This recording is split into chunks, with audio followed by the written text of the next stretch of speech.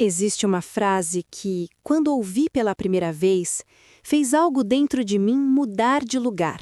Ela disse assim: "Não é fácil me amedrontar, não porque eu seja corajosa, mas por saber que lido com seres humanos e preciso tentar ao máximo compreender tudo que qualquer um possa fazer."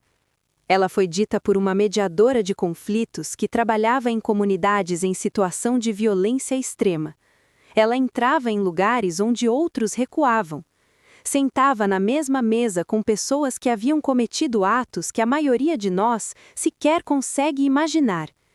E ela fazia isso não com escudo, não com distância, não com julgamento, mas com uma presença calma, aberta e genuinamente curiosa sobre o ser humano à sua frente.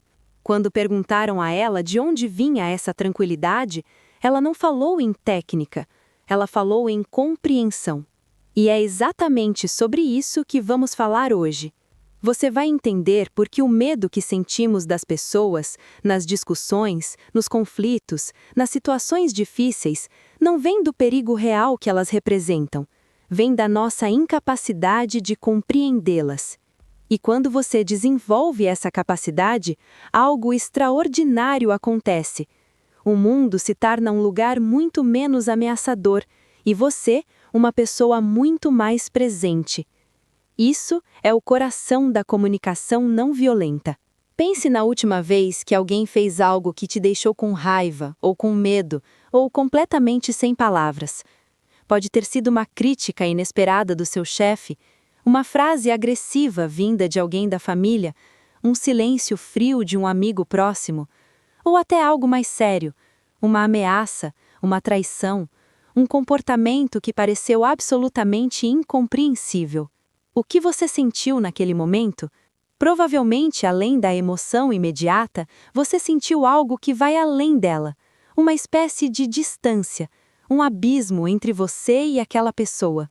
Como se, de repente, ela tivesse se tornado outra coisa, não mais alguém que você conhece, mas um ser estranho, imprevisível, talvez até perigoso.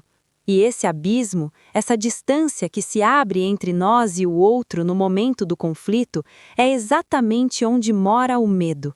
Não estamos com medo da pessoa, estamos com medo do que não conseguimos entender.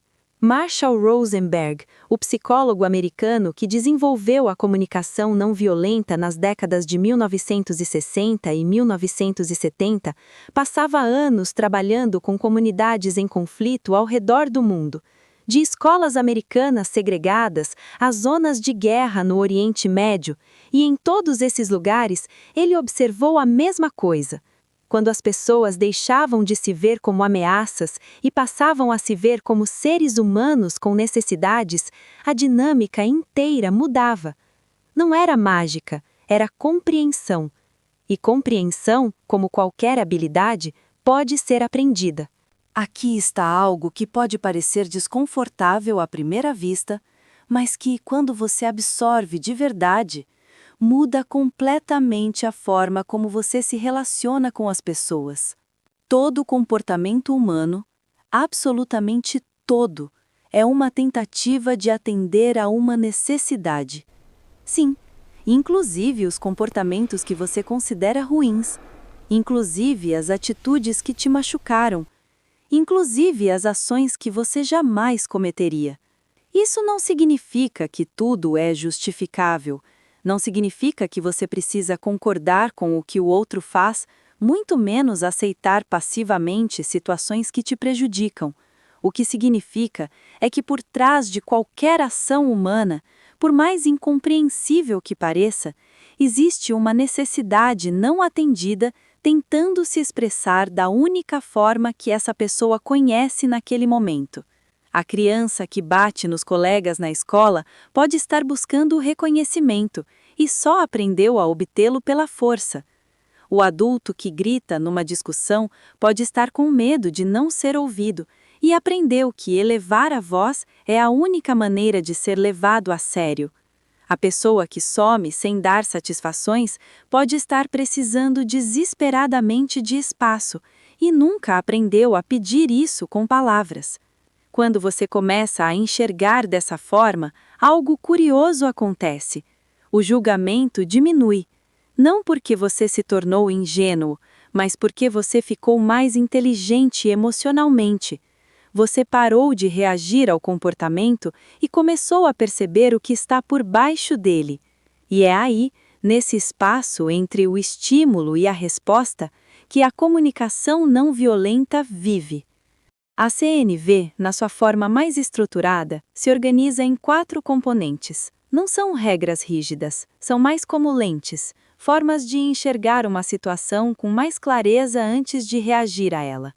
O primeiro é a observação. Separar o que aconteceu de fato do que você interpretou sobre o que aconteceu. Parece simples, mas experimente fazer isso numa situação de conflito real. Alguém chega atrasado a um encontro. O fato é, chegou 30 minutos depois do combinado. A interpretação é, ela não me respeita, ele sempre faz isso, isso é descaso. A observação pura, sem julgamento, é apenas, chegou 30 minutos depois do combinado.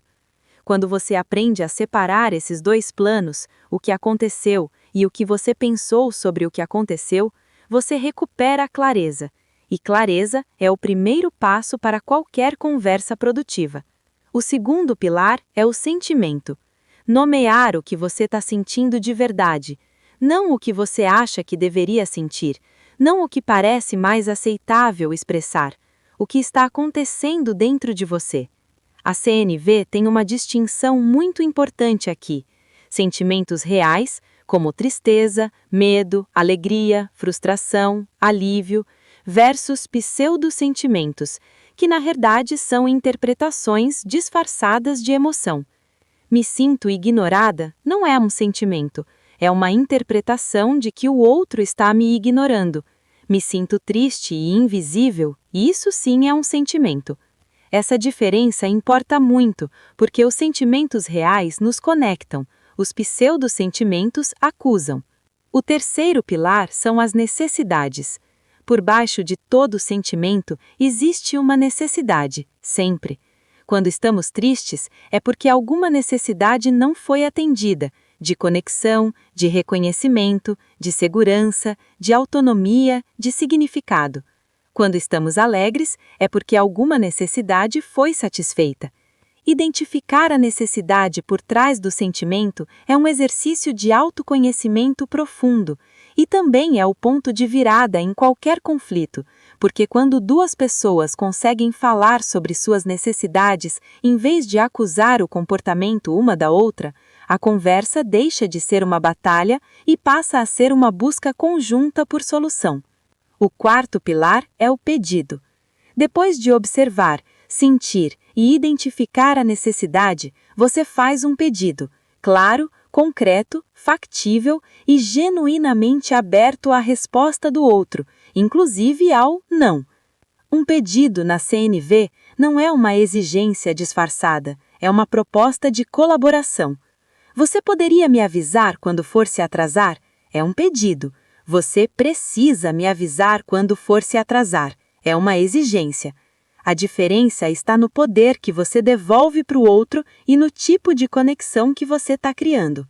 Mas há algo que precede todos esses 4 pilares.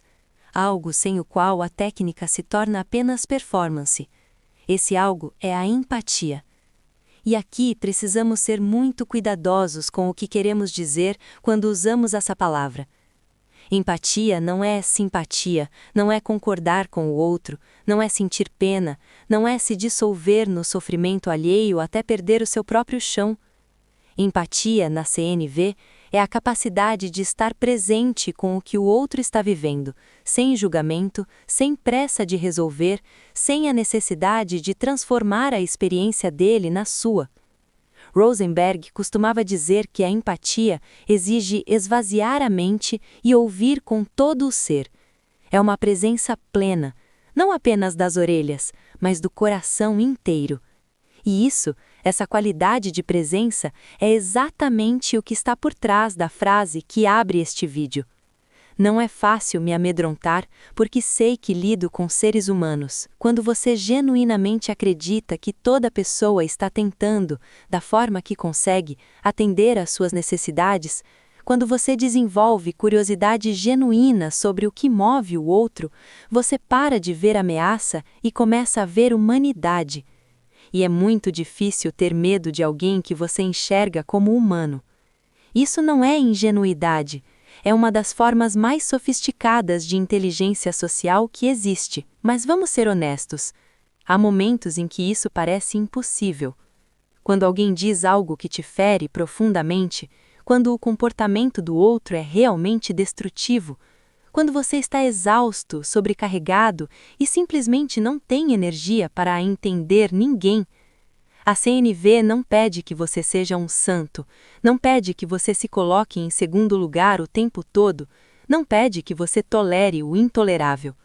O que ela pede é que você desenvolva ao longo do tempo uma capacidade maior de pausar antes de reagir, de criar um espaço, mesmo que pequeno, entre o que aconteceu e o que você vai fazer a seguir. Viktor Frankl, sobrevivente do Holocausto e criador da logoterapia, escreveu algo que ressoa profundamente com a filosofia da CNV. Entre o estímulo e a resposta existe um espaço. Nesse espaço está o nosso poder de escolher nossa resposta, e na nossa resposta está o nosso crescimento e a nossa liberdade. A CNV é uma prática de ampliar esse espaço, dia após dia, conversa após conversa, conflito após conflito. E como toda prática, como aprender um instrumento, como treinar um músculo, ela fica mais fácil com o tempo. Não porque os conflitos desaparecem, mas porque você muda a forma de se relacionar com eles. Você começa a se tornar a pessoa que não precisa de escudo, porque desenvolveu algo melhor. Compreensão. A frase que abriu este vídeo não é de alguém extraordinário no sentido convencional.